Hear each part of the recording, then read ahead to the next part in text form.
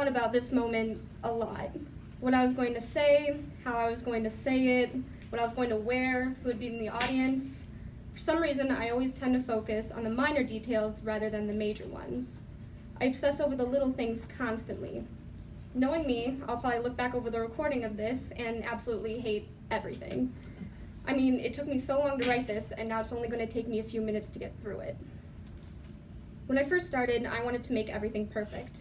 I wanted to impress you all, but I don't want to stand up here and pretend to be someone I'm not. Maybe I have learned a lot, but there's still much I want to know. So I kept thinking and thinking until I realized I just wanted this speech to be perfect, just like how I want everything else in my life to be.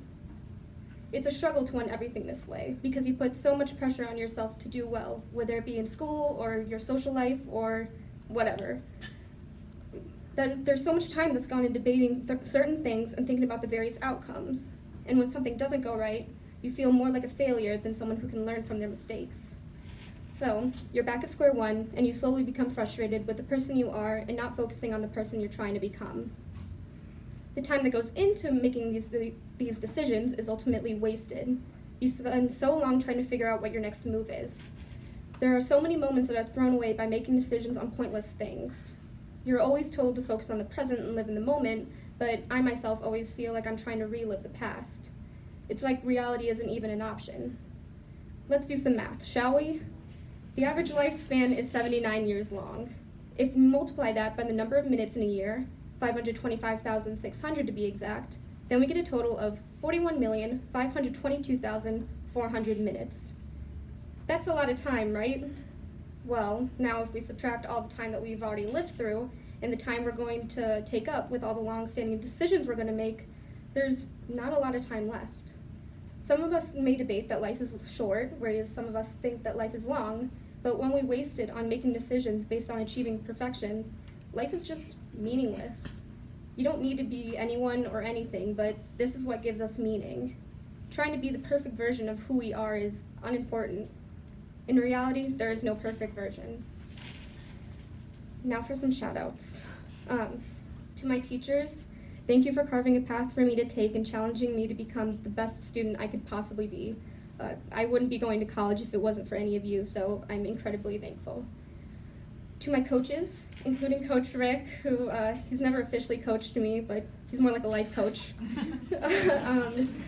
Every practice and every game, you've pushed me to be better both mentally and physically, and I owe it to you all for giving me the strength I have today.